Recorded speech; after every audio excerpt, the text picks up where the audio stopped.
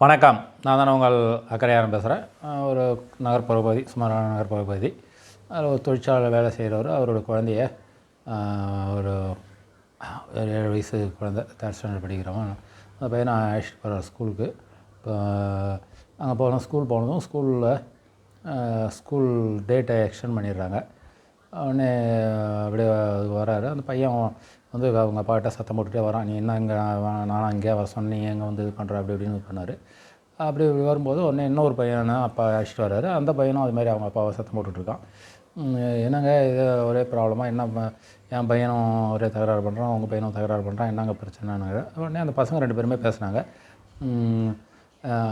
அந்த அப்பாவும் முதல்ல விசாரிச்சினார். அவர் வந்து இந்த ஸ்கூலில் வந்து இவ்வளோ டொனேஷன் கேட்குறாங்க, அது பண்ணுறாங்க, இது பண்ணுறாங்க, ஃபீஸை கேட்குறாங்க, அப்படி இப்படின்னு ரொம்ப அந்த ஸ்கூலை பற்றி இதாக சொல்லிகிட்டு இருந்தார். அதே நேரத்தில் எனக்கு வேறு வழி இல்லை, என்ன பண்ணுறது, பணத்தை லோனை போட்டு தான் எப்படியா சேர்க்கணும், இந்த லோன் முடியறதுக்குள்ளே ஒரு அடுத்த கிளாஸ் வந்துடும், அப்போ அடுத்த கிளாஸ் வரும்போது மறுபடியும் பணத்தை கட்டணும், அதுக்கு லோனை போடணும், இப்படியே தான் வாழ்க்கை ஓடும், எப்படியா படிக்க வைக்கணுமே அப்படின்னுவார். இப்போ அதே தான் சொல்லுவார்.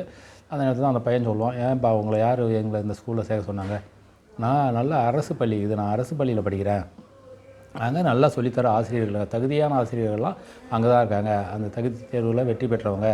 இங்கே வந்து தகுதி தேர்வில் வெற்றி பெறாத முடியாத ஆசிரியர்கள் தான் அங்கே இருக்கிறாங்க அப்படின்ட்டு, அங்கேயே படிக்கிறா நல்லா இருக்கும் அப்படின்னு இதாக சொல்லுவாங்க. 2 பையனும் அதே மாதிரி சொல்லுவாங்க. ஐயோன்னு அவங்க அப்பா, என்னடா இப்படிலாம் சொன்னால் நம்ம சொந்தக்காரங்களாம் ரொம்ப அசிங்கமாக பேசுவாங்களாடா, நீ இந்த ஸ்கூலில் படிக்கிற, அந்த ஸ்கூலில் படிக்கிற, கவர்மெண்ட் ஸ்கூலில் படிக்கிறவங்க நான் கேவலமாக பேசுவாங்களாட அப்படின்னு சொல்லுவாங்க. உடனே சொல்லுவான், அப்பா நான் எங்கே படிக்கிறேன்றது முக்கியம் இல்லை, நான் எப்படி படிக்கிறதுன்னு தான் முக்கியம்.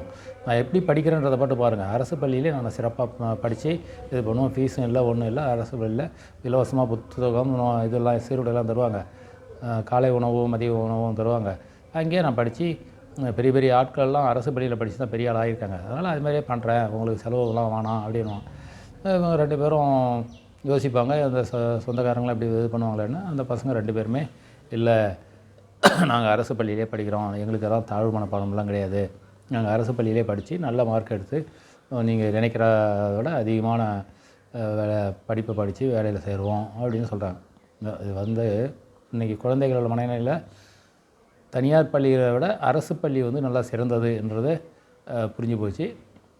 அதே நேரத்தில் பெற்றோர்கள் தான் ஒரு வெற்றி கௌரவத்துக்காக